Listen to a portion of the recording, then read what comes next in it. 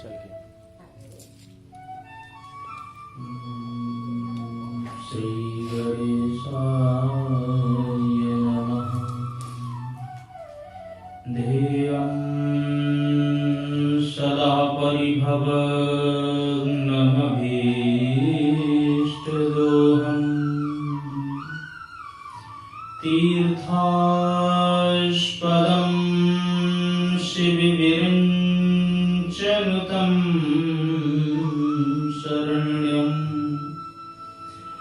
भृत्यार्तिहं प्रणतपालभवाब्धिपोतम् वन्दे महापुरुष ते चरणारविन्दम् वंशी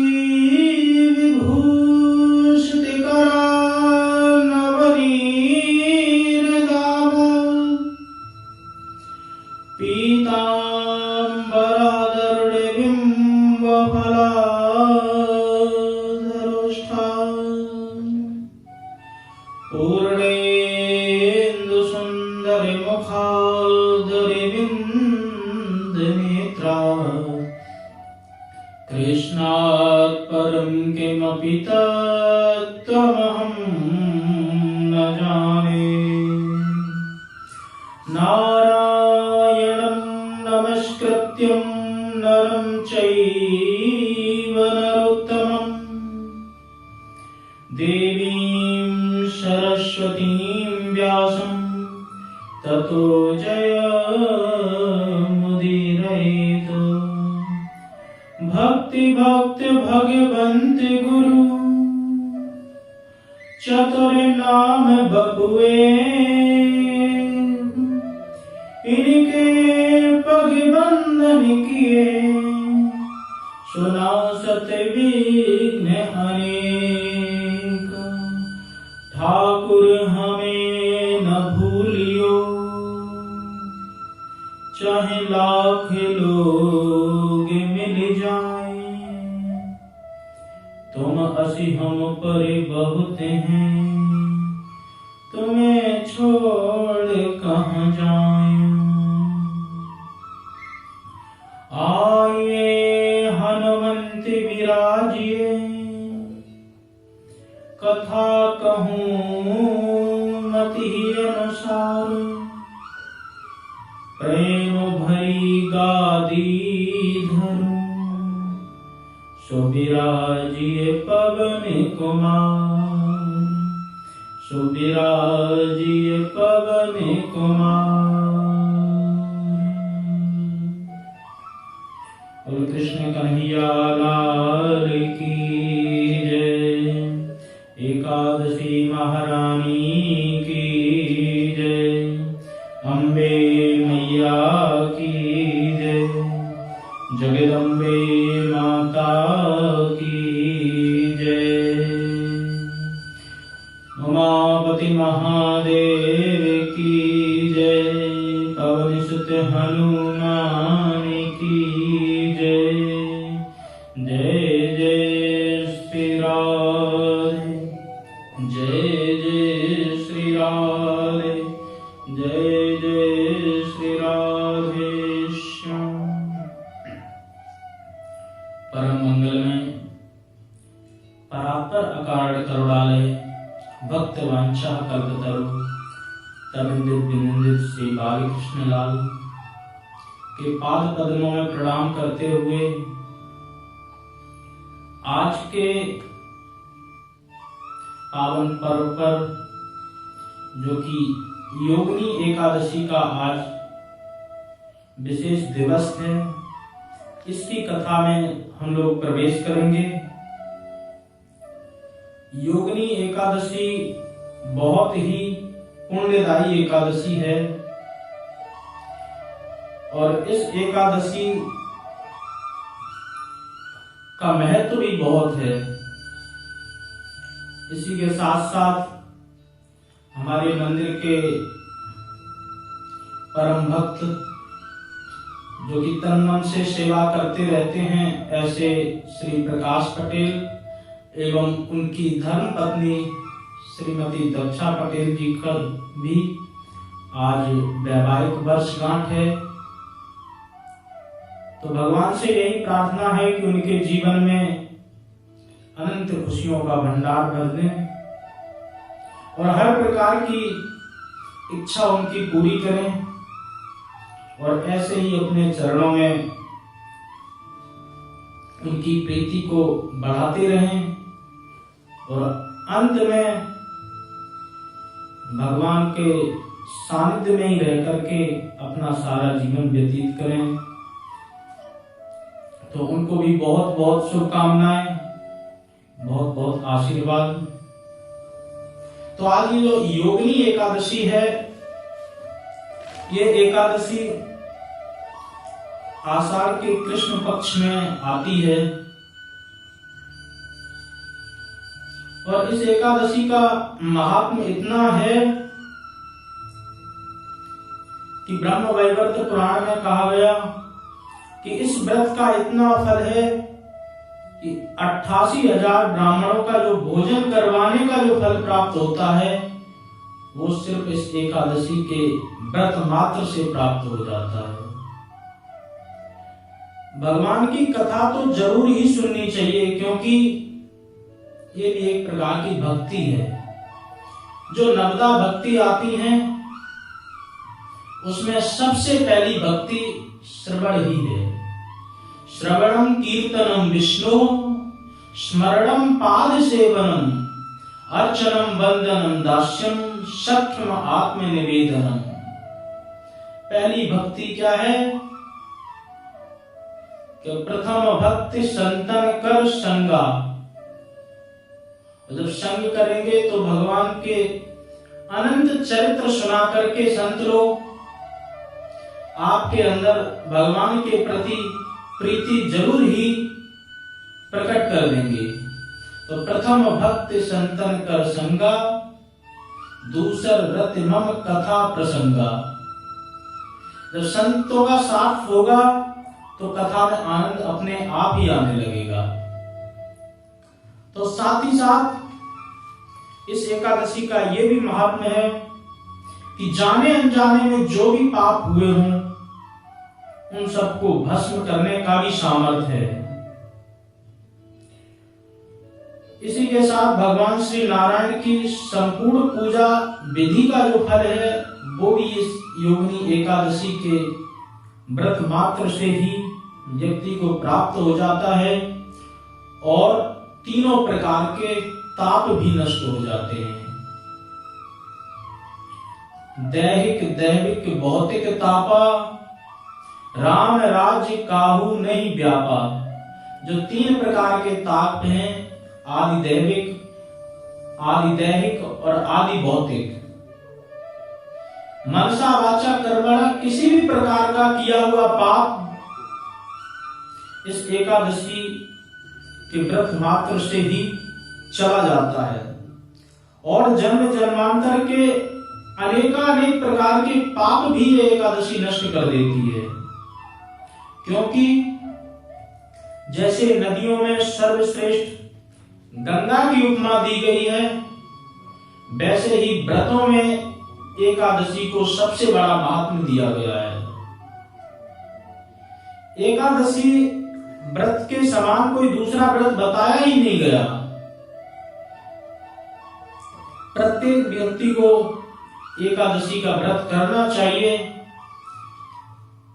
एक महीने में 2 एकादशी आती हैं, 2 नहीं कर सकते तो एक तो जरूर ही करना चाहिए। किसी कारणवश अगर एक भी नहीं हो पाती तो एकादशी की व्रत कथा मात्र से भी व्रत का फल प्राप्त हो जाता है। तो एकादशी का जितना महात्म कहा जाए उतना कम ही है। और ये आषाढ़ मास के कृष्ण पक्ष की जो एकादशी है वो 24 जून 2022 दिन शुक्रवार यानी कि आज के दिन ही है। और ये एकादशी तिथि का आरंभ 23 जून गुरुवार रात 1:11 से लेकर के अगले दिन 3:28 तक रहेगा। जो भी व्यक्ति इस एकादशी का विशेष व्रत करते हैं उन्हें कुछ बातों का विशेष ध्यान भी रखना चाहिए कि दशमी के दिन एक ही बार भोजन करें और भोजन भी अपने घर पर ही करें। दूसरे के पर ग्रह का अन्न का भी त्याग करें, दूसरे के घर भोजन नहीं करें, क्योंकि अन्न में दोष होने के साथ साथ दूसरे की क्या भावना है तो उनके भाव का भी ग्राही बनता है व्यक्ति। और जब कोई व्यक्ति दूसरे को भोजन कराता है तो उसके श्रद्धा पर ही यह होता है कि उसकी श्रद्धा किस प्रकार की है। संत ब्राह्मणों को घर पर ले जाते हैं लोग भोजन कराने, एक ही मूल कारण होता है कि हमारे घर की आदि व्याधि रोग दोष ताप पाप सब इसी भोजन के साथ ही चलेगा। तो इसी प्रकार से जब भी एकादशी का व्रत करें तो परिग्रह के अन्न का भी त्याग करें। साथ ही साथ शहद, लहसुन, प्याज आदि से बनी हुई भी चीजें नहीं खानी चाहिए, क्योंकि ये तामसिक प्रवृत्ति की हैं। इसलिए कहीं हमारे व्रत में विघ्न न डाल दें, कहीं हमारे व्रत को नष्ट न कर दें, इसलिए इनसे भी बचना चाहिए। चावल तो बिल्कुल ही निषेध है और दशमी को भी ना खाएं हो सके तो। एकादशी को चावल खाना ही नहीं है और द्वादशी को चावल छोड़ना नहीं है, क्योंकि एकादशी का पारायण चावल के साथ ही होता है और चावल खाने से पातक भी लगता है। परंतु मान्यता यह भी है कि जो कोई जगन्नाथपुरी होकर के आया है वो यदि चावल खा लेता है तो उसको इन चावलों का दोष भी नहीं लगता है। तो चावल का भी त्याग करें, न कि खाने में ही बल्कि भगवान की पूजा में भी। उस दिन पूजा में चावल के स्थान पर तिल या जौ का प्रयोग किया जा सकता है। एक और भ्रांति है कि एकादशी के दिन तुलसी को जल नहीं देना चाहिए, तुलसी के पत्ते नहीं तोड़ना चाहिए। ऐसा भी अभी तक तो मुझे कहीं शास्त्र में दिखा नहीं कि एकादशी के दिन तुलसी को जल नहीं दे सकते या पत्ते नहीं तोड़ सकते हैं। उनको जल भी दिया जा सकता है और भगवान की पूजा के निमित्त उनसे प्रार्थना करके तुलसी के पत्तों को भी लिया जा सकता है। और तुलसी के पत्ते के बिना तो भगवान श्री हरि की पूजा अधूरी ही मानी जाती है। रविवार को विशेष दिन बताते हैं कि उस दिन नहीं तोड़ना चाहिए, परंतु एकादशी के दिन ऐसा एकादशी तिथि में तोड़ा जा सकता है। इसका कोई विशेष निषेध नहीं है, परंतु कुछ विद्वानों का मन इस बात को मानने के लिए तैयार नहीं है। तो अपने अपने मन को जो उचित लगे उसी रास्ते पे आप चलें, परंतु शास्त्र सम्मत जो चीज है उस पर जरूर विचार करें। तो आइए इसी के साथ एकादशी महात्म की कथा श्रवण करने के साथ साथ अब हम कथा में प्रवेश करें। धर्मराज युधिष्ठिर जी ने भगवान श्री हरि से कहा कि जो ये आषाढ़ मास की एकादशी है इसका क्या महत्व है। महत्व तो आपने बता दिया कि अनेक प्रकार के पाप भी नष्ट हो जाते हैं और पाप ही नहीं, पाप ताप संताप सबको भस्म करने वाली है। तो अब कृपा करके आप इसके कथा के बारे में भी मुझे श्रवण कराएं, क्योंकि आपके वचनों को सुनकर के मुझे अति आनंद प्राप्त हो रहा है। तो भगवान कहते हैं कि ये एकादशी लोक में सुख और परलोक में मुक्ति देने वाली है। तीनों लोकों में ये प्रसिद्ध है, जो कि पुराणों में जो वर्णित है मैं आपको सुनाता हूं, उसे ध्यान पूर्वक सुने। स्वर्गधाम की अलकापुरी नगरी में एक कुबेर नाम के राजा रहा करते थे। वह शिव जी के बहुत ही अनन्य भक्त थे। प्रत्येक दिन शिव जी की पूजा किया करते थे। उनके यहाँ एक हेम नाम का माली भी था। उस माली का यही कार्य था कि वो प्रत्येक दिन उस राजा के भगवान शिव की पूजा के हेतु उस राजा को फूल ला करके दिया करता था। तो एक दिन माली फूल तोड़ने के लिए गया और फूल तोड़ करके अपने घर पर चला गया। वहां उसकी पत्नी विशालाक्षी नाम की जो थी वो बहुत ही सुंदर थी। उसके साथ में वह समय बिताने लगा।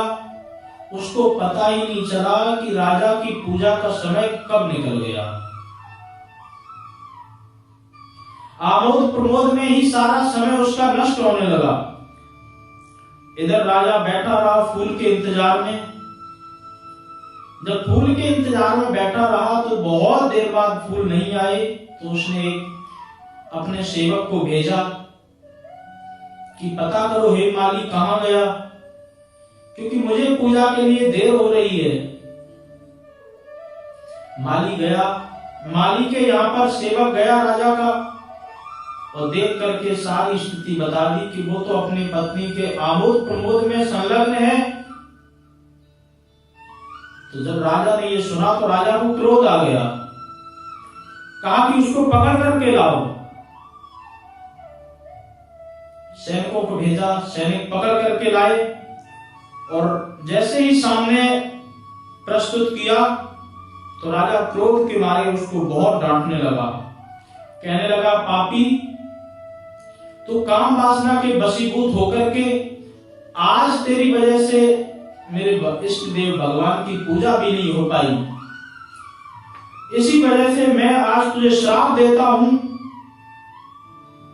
कि तू स्वर्ग से पतन होकर के मृत्यु लोक में चला जा और तेरे सारे शरीर में कोढ़ भी उत्पन्न हो जाए। राजा की श्राप देते ही माली स्वर्ग लोक से पतन हो गया और पृथ्वी पर जाकर के गिर पड़ा। साथ ही साथ उसकी पत्नी भी अंतर ध्यान हो गई। अब इस मृत्यु लोक में वो भटक रहे हैं। भटकते भटकते अनेक दुख पा रहे हैं। जंगल में जाते हैं तो अनेकानेक प्रकार के जानवर भी उन्हें दिखते हैं। उनसे घबरा करके छुपते हुए कभी इधर कभी उधर छुप करके अपने जीवन को धीरे धीरे बिता रहे हैं। और पश्चाताप यही है कि अगर ये पाप मुझसे ना होता तो आज मेरी स्थिति इस प्रकार की नहीं होती। परंतु भटकते भटकते एक चीज ये अच्छी रही कि भगवान की तपस्या वो भी करते थे, आराधना वो भी करते थे। तो इस प्रकार से उनके मन में जो भगवान के प्रति श्रद्धा भाव और जो पुण्य थे, जो पिछले जन्म की कहानी थी, वो मिटी नहीं। वो ऐसे के तैसे ही उनको याद रही। अन्य सारी चीजें नष्ट हो जाती हैं, परंतु हमारा जो तपोबल है, जो हमारी साधना की शक्ति है, ये जब हम ये शरीर छोड़ देते हैं और दूसरे शरीर में प्रवेश करते हैं तो उसके बाद भी साधना की शक्ति हमारी वहां की वही रहती है। आपने देखा हो कि कुछ ऐसे विलक्षण लोग निकल आते हैं कि कम उम्र में ही बहुत ज्यादा धर्म कर्म में प्रवृत्त हो जाते हैं। कम उम्र में ही उनको बहुत ज्यादा धर्म के बारे में ज्ञान हो जाता है, जब तप में भी लग जाते हैं। और या तो यूं कहें, जो संत अपनी छोटी उम्र से जो ऊपर की पराकाष्ठा पर पहुंचते हैं, कहीं ना कहीं पूर्व जन्म में उनके पुण्य बहुत होते हैं, तो इस जन्म को लेकर के वही जहां पर पूर्व जन्म में उन्होंने छोड़ा होता है, वही इस जन्म में आकर के वो शुरू करते हैं। नहीं तो तुलसी पिछले पाप से हरि चर्चा न सुहाए, जैसे ज्वर के जोर से भोजन की रुचि जाए। व्यक्ति को जब बुखार आ जाता है तो उसकी भूख ही मर जाती है। इसी प्रकार से जब व्यक्ति के अंदर पिछले पाप होते हैं, पुण्यों का अभाव होता है, तो भगवान की भक्ति की तरफ ध्यान ही नहीं देता है। पास में मंदिर होते हुए भी कभी मंदिर में नहीं आते हैं।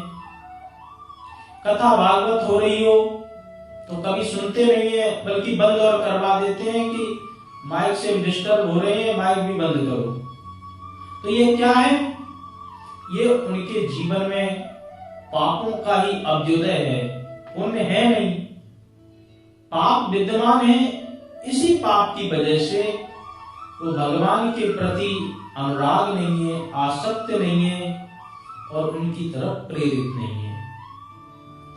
परंतु हेममाली को सब कुछ याद रहा और भटकते भटकते घूमते घूमते एक दिन वो मार्कंडेय ऋषि के आश्रम में पहुंच गया। ये मार्कंडेय ऋषि वही हैं जो कि मार्कंडू ऋषि के कोई भी संतान नहीं थी। बहुत तपस्या करके भगवान शंकर से प्रार्थना की, शंकर जी की कृपा से एक पुत्र प्राप्त हुआ। तो उसकी आयु केवल और केवल 5 वर्ष निर्धारित की गई। कहीं कहीं 16 वर्ष का भी इनका प्रमाण मिलता है, लेकिन 5 वर्ष की आयु इनकी निर्धारित की गई कि 5 वर्ष के बाद इनकी मृत्यु हो जाएगी। अब ज्योतिषियों ने जैसे ही बताया तो माता पिता तो व्याकुल हो उठे, परंतु उस बच्चे को एक इतनी अच्छी चीज सिखा दी कि जो भी वहां से निकले सबको प्रणाम करो। तो जो भी निकलता था वो बालक सबको प्रणाम करता, सब उसको आशीर्वाद देते। एक दिन वहां से सप्तऋषि गुजर रहे थे तो उनको भी प्रणाम किया, तो उन्होंने कहा आयुष्मान भव।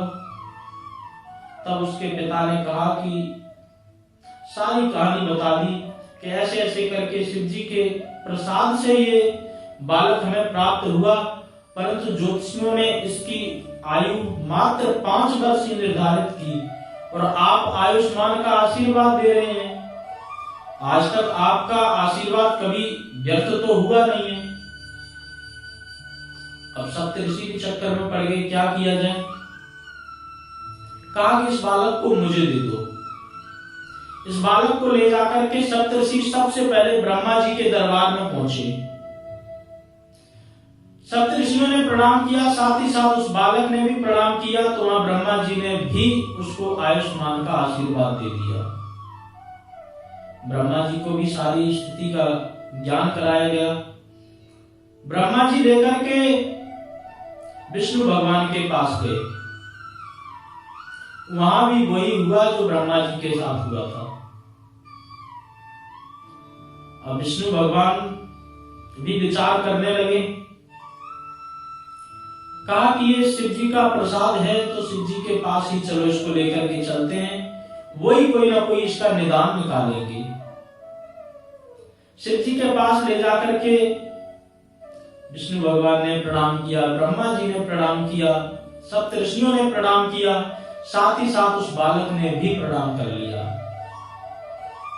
तो वहां भी आयुष्मान का ही आशीर्वाद उसको मिला। शिव जी को सारी कथा बताई गई कि ऐसे ऐसे करके ये आपकी कृपा प्रसाद से ही बालक प्राप्त हुआ है, मात्र 5 वर्ष इसकी आयु है। शिव जी विचार करने लगे और विचार करने के बाद कहा कि ठीक है, आप इसको यहीं पर छोड़ दो और आप सब जाओ। शिव जी के पास ही उस बालक को छोड़ दिया गया और वो शिवलिंग के प्रति उसका इतना आकर्षण हो गया, वो उनकी दिन रात पूजा करने लगा। बहुत आराधना करने के बाद में धीरे धीरे समय बीतता गया और 5 वर्ष भी पूरे होने में सिर्फ एक दिन शेष रह गया और वो शिव जी की आराधना को कर ही रहा था कि तभी वो समय भी पूरा हो गया। जैसे ही समय पूरा हुआ तो यम के काले काले दूत उसको दिखने लगे। जब यम के दूत दिखे तो वो कांपने लगा और डर के मारे उसने शिवलिंगम को बहुत जोर से जकड़ लिया। यम के दूत जब आए तो यम के दूत की तो हिम्मत नहीं हुई कि भगवान शंकर जी के आराधना में हम इसको कैसे लेकर के जाएं, तो दूत वापस लौट गए। उसके बाद में यमराज स्वयं आए और आकर के अपना कालपाश दंड फेंका तो वो कालपाश दंड उस बालक के साथ साथ शिवलिंगम में भी लपट गया और खींचने लगे यमराज। खींचते खींचते जब शिवलिंगम में हलचल हुई तो भगवान की समाधि भंग हो गई और समाधि जैसे ही भंग हुई तो क्रोध में बोले कि हे सूर्यपुत्र यमराज, ये बालक मेरी तपस्या में लीन था और तुम्हारा इतना दुस्साहस कैसे हुआ? मत भूलो कि तुम सिर्फ काल हो और हम जबकि महाकाल हैं। महाकाल काल का भी अस्तित्व खत्म कर सकता है। तो हाथ जोड़ करके कांपने लगे यमराज और सारी स्थिति बताई कि प्रभु ऐसे ऐसे करके इसकी आयु तो इतनी ही है।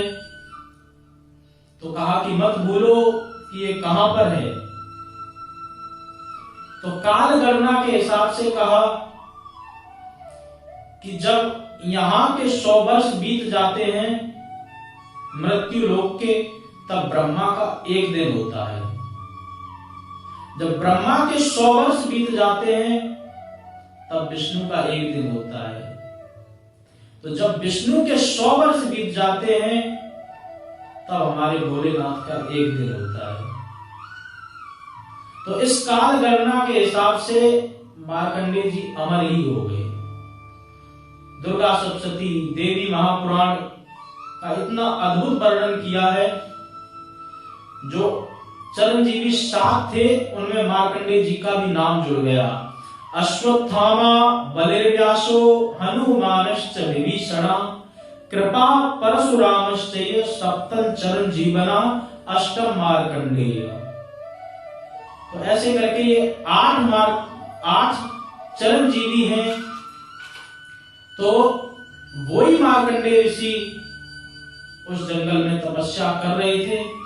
करते करते हेम नाम का माली और उसकी पत्नी भी पहुंची और पहुंच करके प्रणाम किया। प्रणाम करते ही प्रार्थना की कि आप तो बड़े दयालु हैं, कृपालु हैं, हमारे भी इस रोग दोष का निदान करें।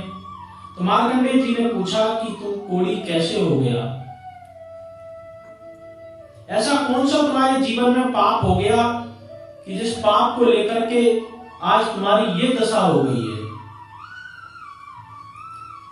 तो कहा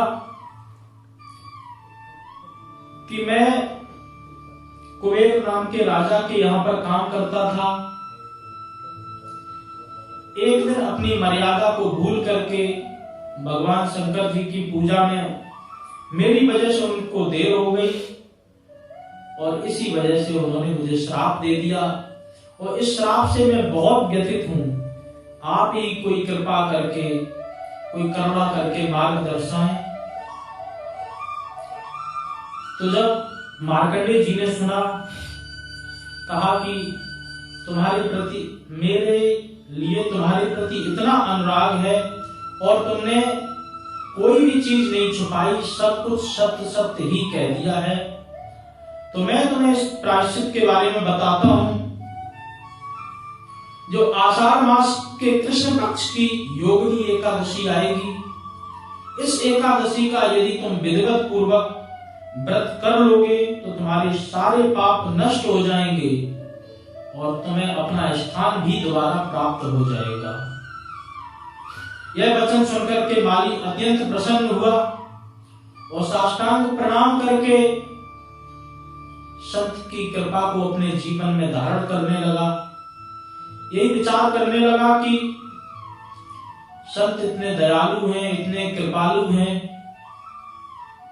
और सच भी है कि संतों का यदि सानिध्य जीवन में प्राप्त हो जाए तो वो मुक्ति हो ही जाती है। इतने संत ग्रंथ ये सब कुछ यही बताते हैं कि अगर मुक्ति का मार्ग सचमुच चाहते हो तो दो रास्ते हैं। भगवान के नाम से तो मुक्ति होनी ही है, परंतु हम यदि भगवान के नाम में सीधे नहीं जुड़ सकते हैं तो उनमें जुड़ जाएं जो भगवान में जुड़े हुए हैं। अरे किसी ने यदि बिजली का तार पकड़ लिया है, अब आप बिजली का तार पकड़ो ना पकड़ो, पकड़ने वाले को पकड़ लोगे तब भी उतना ही करंट लगेगा आपको। इसी प्रकार से यदि हमारी इतनी स्थिति नहीं है कि हम सीधे भगवान से जुड़ जाएं, तो ऐसे संत महापुरुषों के चरणों से जुड़ जाओ जो भगवान में जुड़े हुए हैं। वो भी ले जाकर के आपको वहीं जोड़ देंगे, क्योंकि भगवान का नाम ही और भगवान के चरण ही ऐसे हैं जो इस भवसागर से आपको पार कर सकते हैं। संत ग्रंथ सब जगत के ढूंढ निकाले सार, हरि का नाम जहाज है जो आवे भव पार। जो भी भगवान के नाम से जुड़ जाता है और भगवान की कृपा जब उसके जीवन में आने लगती है तो परिवर्तन के साथ साथ उसकी मुक्ति के सारे मार्ग खुल जाते हैं। तो माली भी सुनकर के बहुत प्रसन्न हुआ और प्रसन्न होने के साथ साथ चरणों में प्रणाम किया और प्रणाम करके जो कि योगिनी एकादशी की विधि बताई हुई थी, जो आप लोग पूर्व में सुन ही चुके हैं, उसी विधि के अनुसार ऋषि की आज्ञा मान करके हेममाली ने व्रत किया। उस व्रत के प्रभाव से वो अपने ही पुराने स्वरूप में आ गया और पुराने स्वरूप में आकर के स्वर्ग लोक को भी वापस चला गया। बोल भक्त वत्सल भगवान की जय। तो भगवान कहते हैं कि हे राजन, ये जो योगिनी एकादशी है ये अनेक यज्ञों के बराबर ही इसका फल मिलता है। जो भी विधिवत पूर्वक इस योगिनी एकादशी का व्रत करता है तो भगवान किसी न किसी रूप में उसके सारे द्वार खोल देते हैं, सारे पापों को नष्ट कर देते हैं और सारे द्वंद्व उसके जीवन से मिट जाते हैं और अंत में वो हमारे धाम का अधिकारी हो जाता है। इसलिए प्रत्येक व्यक्ति को एकादशी की शरण लेनी चाहिए।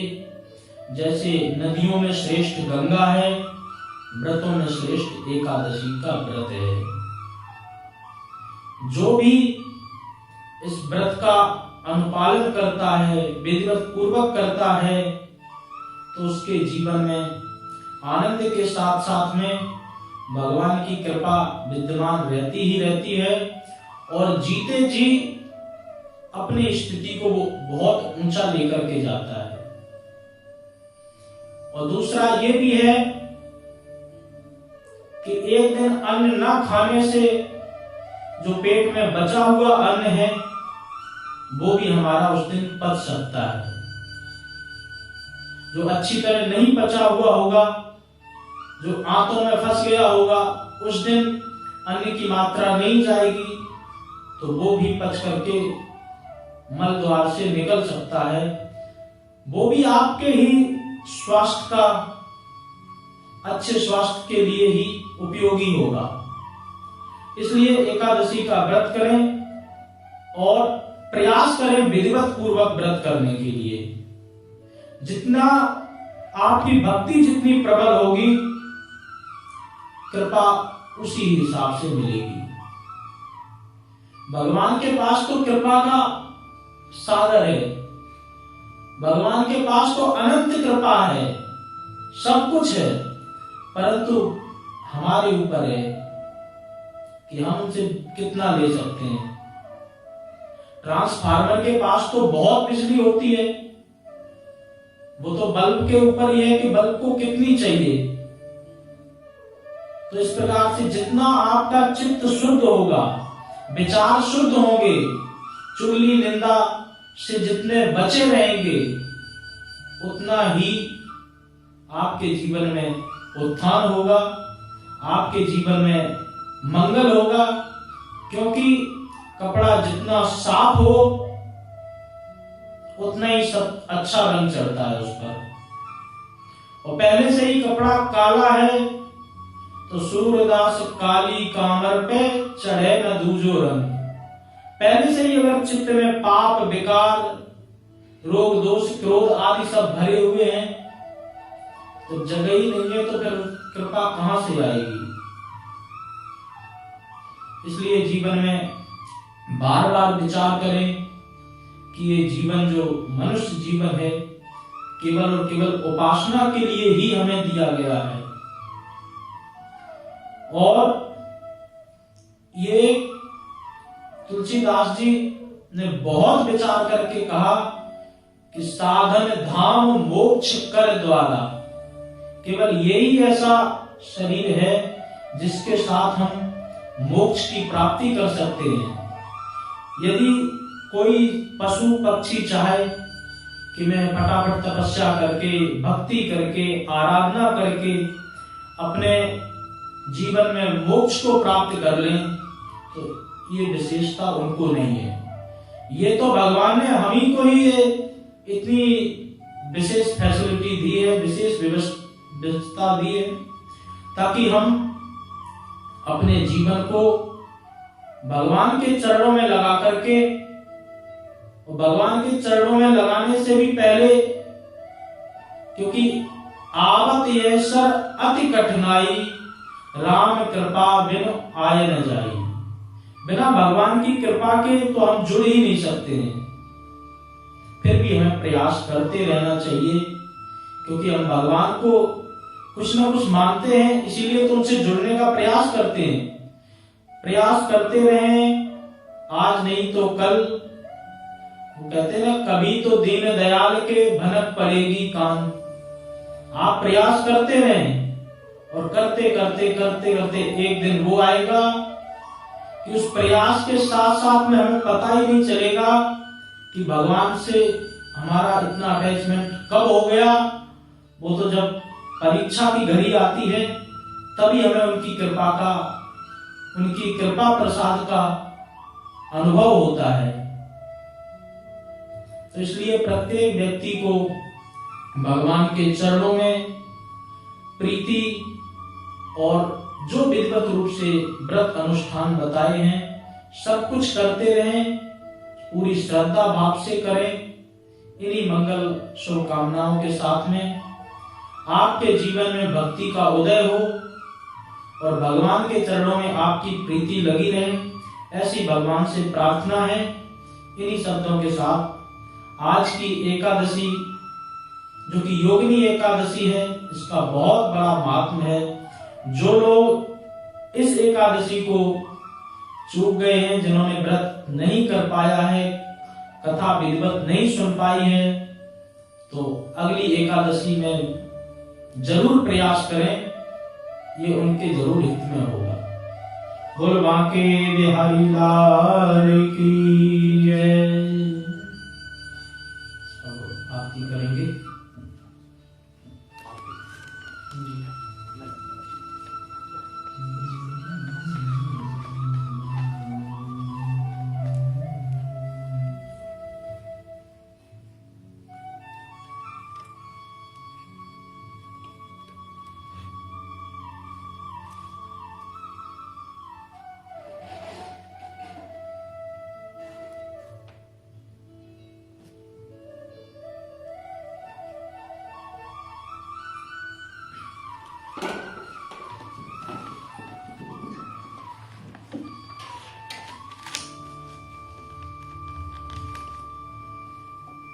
आप सब लोग खड़े हो जाएं। अच्छा का नाम कर दिया जी। अच्छा जी प्रकाश हरि ओम चंद्रमः सूर्यात् चक्षुः सूर्योः अजायत श्रोत्राद्वायुश्च प्राणश्च मुखादग्निरजायत दीपो ज्योतिर्परब्रह्म दीपो ज्योतिर्जनार्दन दीपो हरतु मे पापं पूजादीपनमोस्तुते शुभं भवतु कल्याणं आरोग्यं सुखसम्पदम् आत्मज्योति प्रकाशाय दीपज्योतिर्नमोस्तुते जयन्ती मंगलाकाली भद्रकाली कपालिनी दुर्गा क्षमा शिवा धात्री स्वाहा स्वधा नमोस्तुते। श्री माँ के बिहारी तेरी आरती गाऊं श्री माँ के बिहारी तेरी आरती गाऊं प्यारे आपको रिझाऊं आरती गाऊं प्यारे आपको रिझाऊं श्री माँ के बिहारी तेरी आरती गाऊं मोरे मुकुट तेरे शीश पे सोए मोरे मुकुट तेरे शीश पे सोए प्यारी बंसी मेरो मन मोए प्यारी बंसी मेरो मन मोए देख छवि बलिहारी में जाऊं देख छवि बलिहारी में जाऊं श्री बांके बिहारी तेरी आरती गाऊं चरणों से निकली है गंगा प्यारी चरणों से निकली है गंगा प्यारी जिसने सारी दुनिया तारी जिसने सारी दुनिया तारी उन चरणों में दर्शन पाऊं उन चरणों में दर्शन पाऊं श्री बांके बिहारी तेरी आरती पाऊं दास अनाथ के नाथ आप हो दास अनाथ के दास आप हो सुख दुख जीवन प्यारे साथ आप हो सुख दुख जीवन प्यारे साथ आप हो हरि चरणों में मैं शीश झुकाऊं हरि चरणों में मैं शीश झुकाऊं श्री बांके बिहारी तेरी आरती गाऊं श्री हरिदास के प्यारे तुम्हें हो श्री हरिदास के प्यारे तुम्हें हो मेरे मोहन जीवन धन हो मेरे मोहन जीवन धन हो देख युगल छवि बलि बलि जाऊं देख युगल छवि बलि बलि जाऊं श्री बांके बिहारी तेरी आरती गाऊं हे कुंज बिहारी तेरी आरती गाऊं प्यारे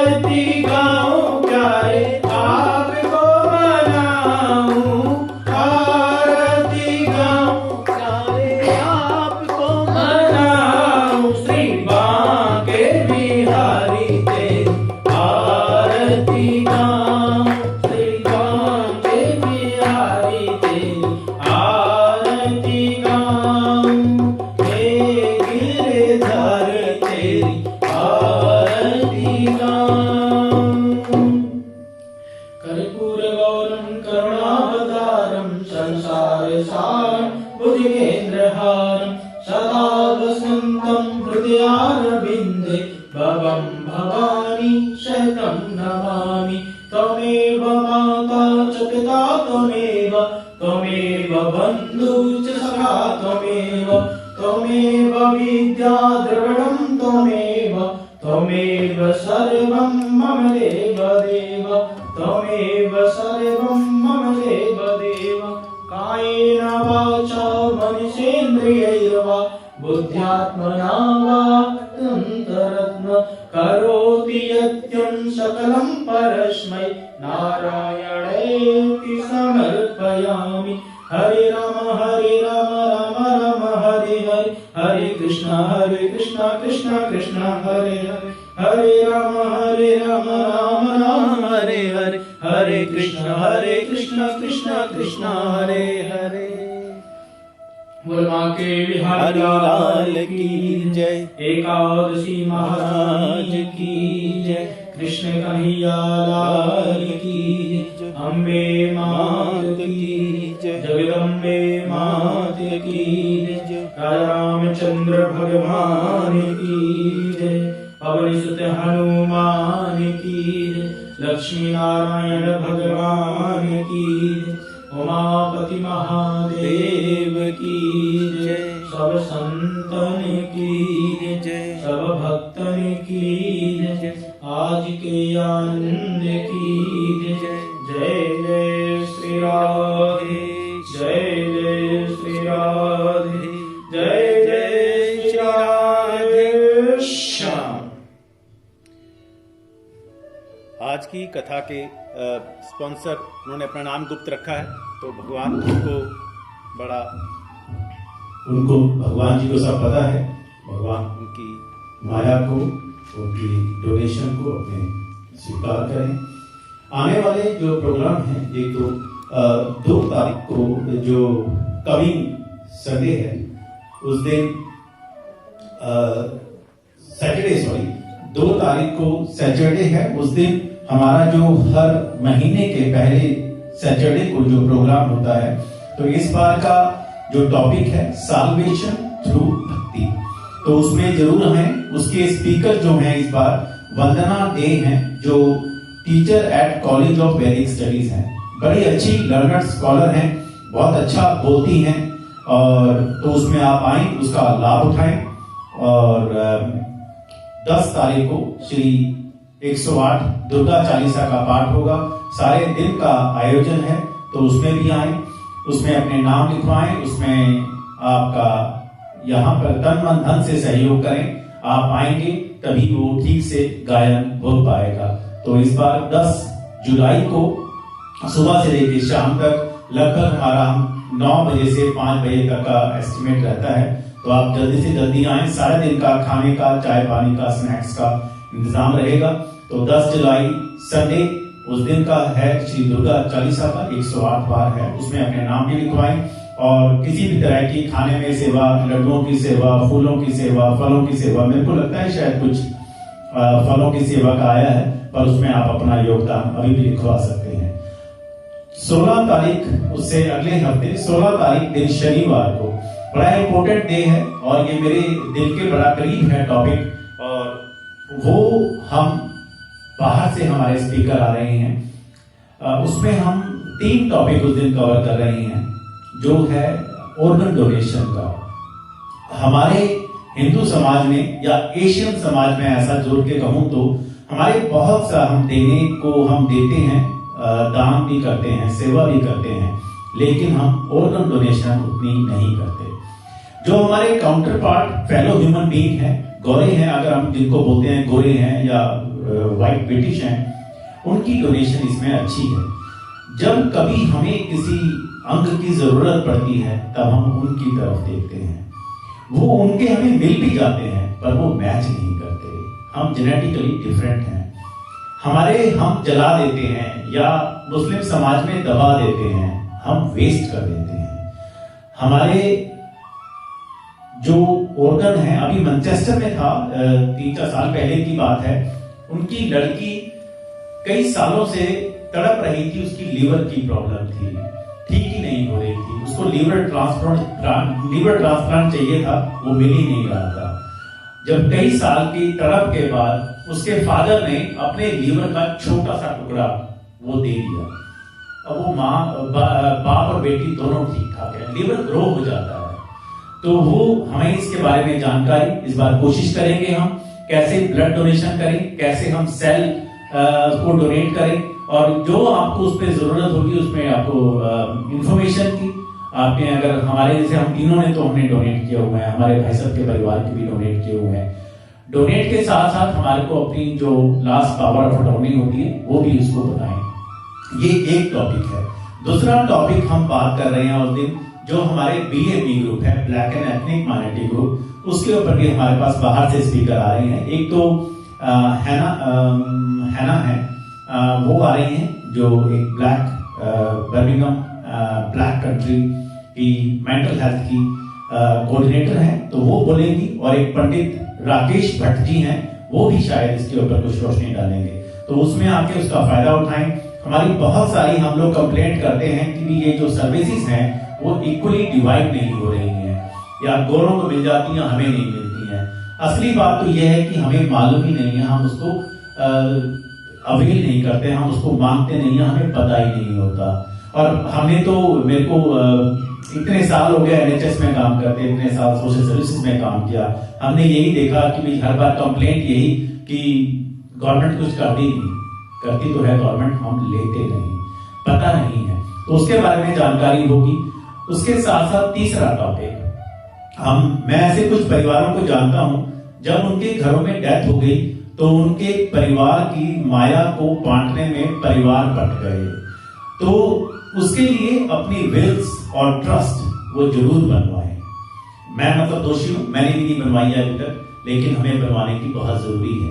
ये जरूर बनानी चाहिए विल और ट्रस्ट कि आपका कितना हिस्सा है, आपका कितना हिस्सा है, फिर वो जरूरी है। और उसमें से हम लोग मंदिर को कितना हिस्सा देते हैं। आपको लगे कि आपके बच्चे को, बेटे को, बेटी को उसमें जरूरत है, तो आप उसको दें, 90% उसको दें, लेकिन 10%, 5%, 20% मंदिर के नाम छोड़ के जाए, क्योंकि आपके बाद मंदिर में आपकी हाजिरी उसी से रहने वाली है।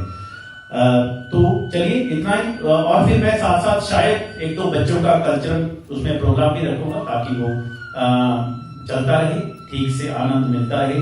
तो वो इसी भावनाओं के साथ आपसे यही उम्मीद है कि आप हमारे साथ जुड़े रहें, जैसे आप हमें सहयोग देते रहे हैं तो उसका सहयोग आपसे आगे भी मिलता रहे, ऐसी ही अपेक्षा है। जयकारा शेरावाली का बोल साचे दरबार की जय।